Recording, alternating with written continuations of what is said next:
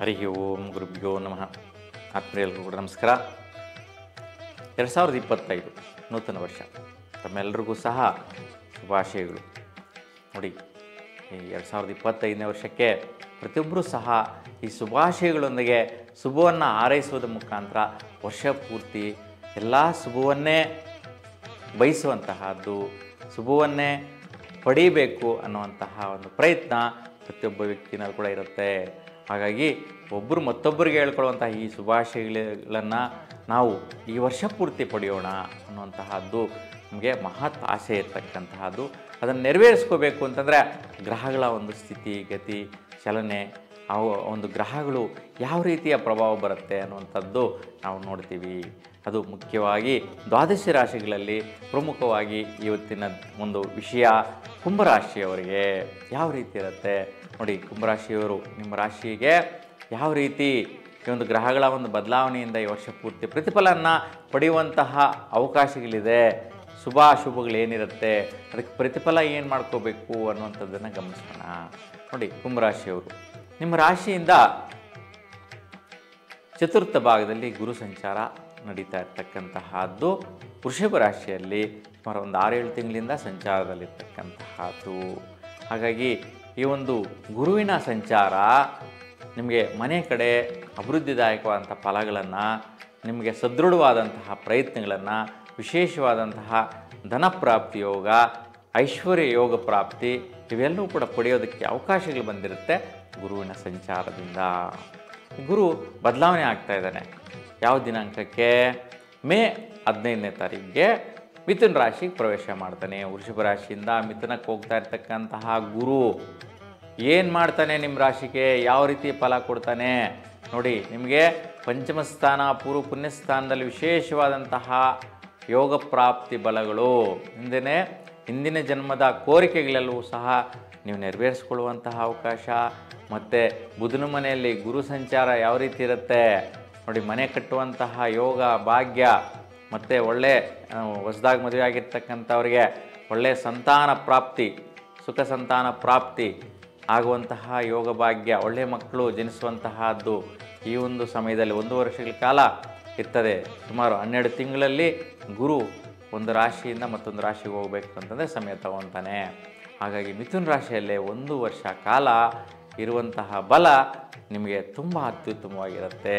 ಮತ್ತು ವಿದ್ಯಾರ್ಥಿಗಳಿಗೆ ತುಂಬಾ ಶುಭದಾಯಕವಾದಂಥ ಫಲ ನೋಡಿ. ಗುರು ಈ ಸ್ಥಾನದಲ್ಲಿ ಇರೋದರಿಂದ ಬುಧ ಬಂದು ಬುದ್ಧಿಕಾರಕನಾಗಿಂದ ಬುದ್ಧಿ ಚುರುಕಾಗತ್ತೆ, ನಿಮ್ಮ ಬುದ್ಧಿಗೆ ಬಲ ಬರುತ್ತೆ, ಅಂದರೆ ಹೆಚ್ಚಿನ ಮಾರ್ಕ್ಸ್ ತಗೊಳ್ಳುವಂತಹದ್ದು, ಮತ್ತು ಎಲ್ರಿಗಿಂತ ಹೆಚ್ಚಿನ ಅಂಕಗಳು ಗಳಿಸಿ ಶ್ರೇಷ್ಠ ಸ್ಥಾನಕ್ಕೆ ಬೆಳೆಯುವಂತಹ ಒಂದು ಭಾಗ್ಯ ಅವಕಾಶ ಜಾತಕ ರೀತಿ ನಿಮ್ಮದಾಗಿರುತ್ತೆ. ಮತ್ತು ವಿದೇಶ ಪ್ರಯಾಣಗಳು ಮಾಡುವಂತಹ ವಿದ್ಯಾರ್ಥಿಗಳು ಕೂಡ ತುಂಬಾ ಸುಫಲ ಕೊಡುತ್ತೆ.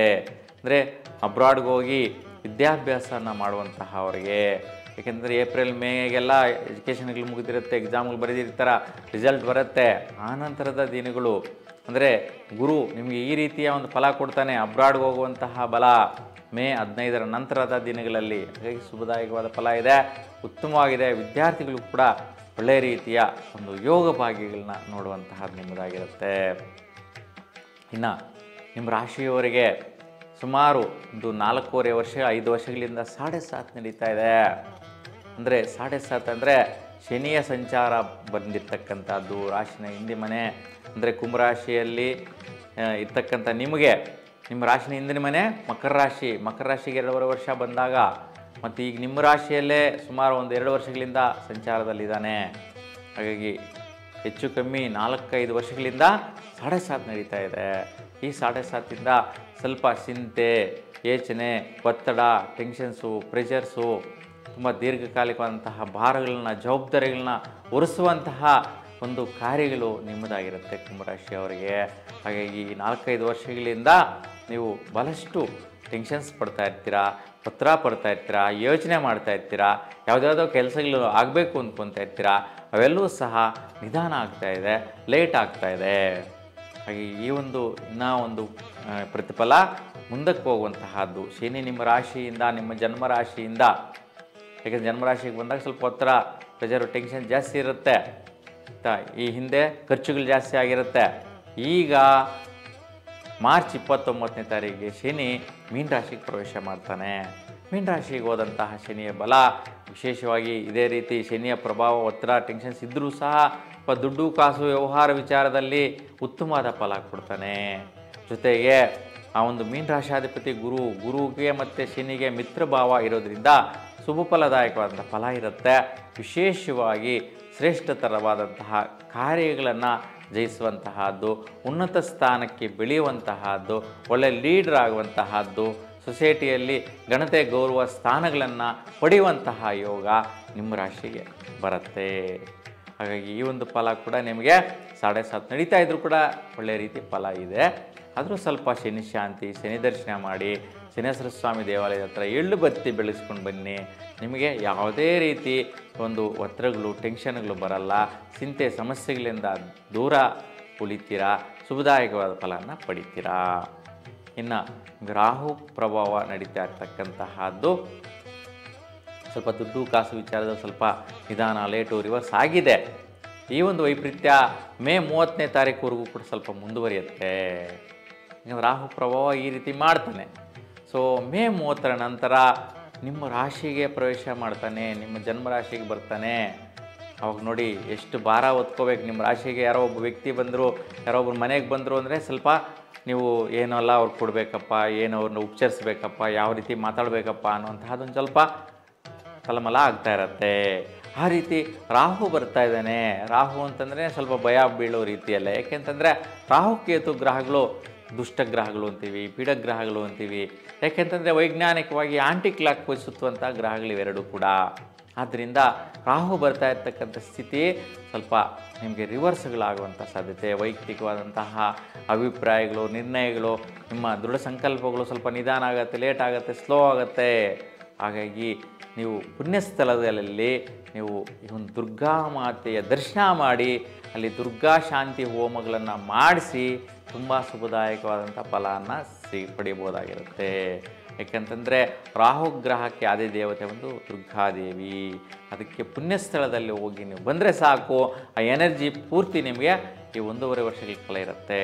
ಹಾಗಾಗಿ ಆ ಒಂದು ವೈಪರೀತ್ಯಕ್ಕೆ ಈ ಒಂದು ಪರಿಹಾರ ಮಾಡ್ಕೊಳ್ಳಿ.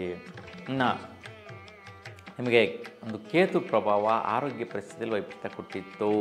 ಸ್ವಲ್ಪ ಬ್ಯಾಕ್ ಪೇನ್ ಬರುವಂತಹದ್ದು, ಸ್ವಲ್ಪ ಆಲಸ್ಯ ಜೀವನ, ಸ್ವಲ್ಪ ಏನೋ ಒಂದು ಲೇಜಿನೆಸ್ ಉಂಟಾಗುವಂತಹದ್ದು ಆಗ್ತಾ ಇರುತ್ತೆ.